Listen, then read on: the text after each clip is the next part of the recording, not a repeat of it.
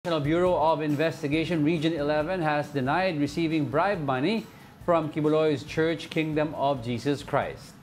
NBI Region 11 Director Arcelito Albao said this after a former KOJC member said he was receiving bribery from the religious group.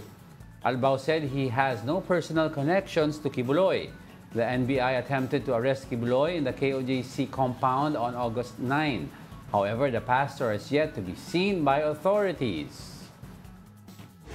Yung sinasabi po ni Ma'am Arlene Stone na nasa US ngayon ay wala pong basis at walang katotohanan.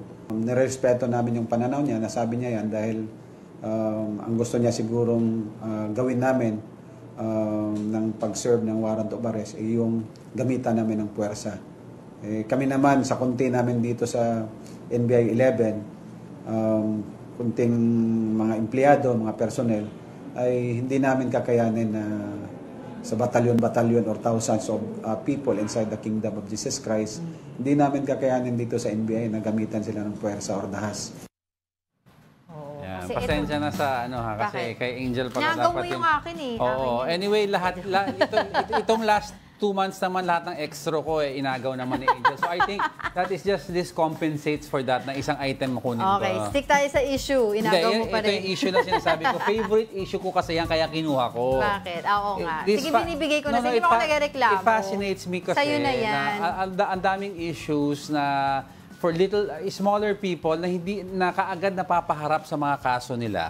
And then you have somebody who nahuhuli at somebody who has a bigger case, child trafficking.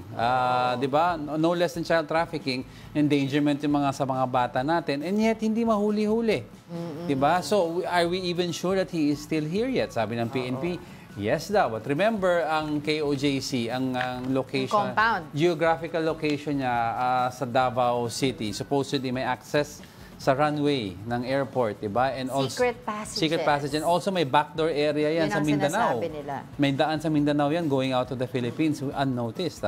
Remember, si Teves, kaya siya nakaalis. Nakapunta sa Timor-Leste, diba? Ay, hindi kasi si Teves at that time, nasa ibang bansa talaga siya, US. Tapos hindi na siya umuwi. Si Alice Go, nasaan? Yun ang di natin alam. Pero sabi naman ng mayor niya, yung lawyer niya, andito pa rin naman daw. Pero going back dito sa issue na to dun sa NBI na allegedly sinasabi tumatanggap ng bribery money, ay sinasabi nga, ang nagsasabi nito yung si Arlene Stone. Si Arlene Stone ay former member ng KOJC at isa siya sa mga complainant, no?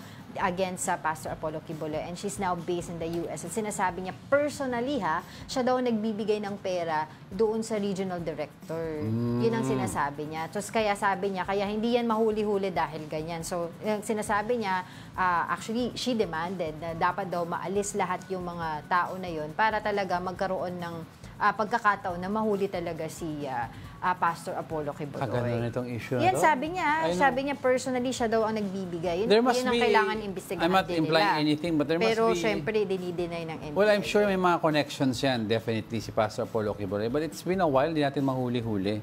Diba? So, deep pockets, ika nga, sabi nila. Ay nako, kaya na-high blood tuloy tayo lahat. Okay, but don't go away because we're not done yet. May dalawa pa tayo. Stay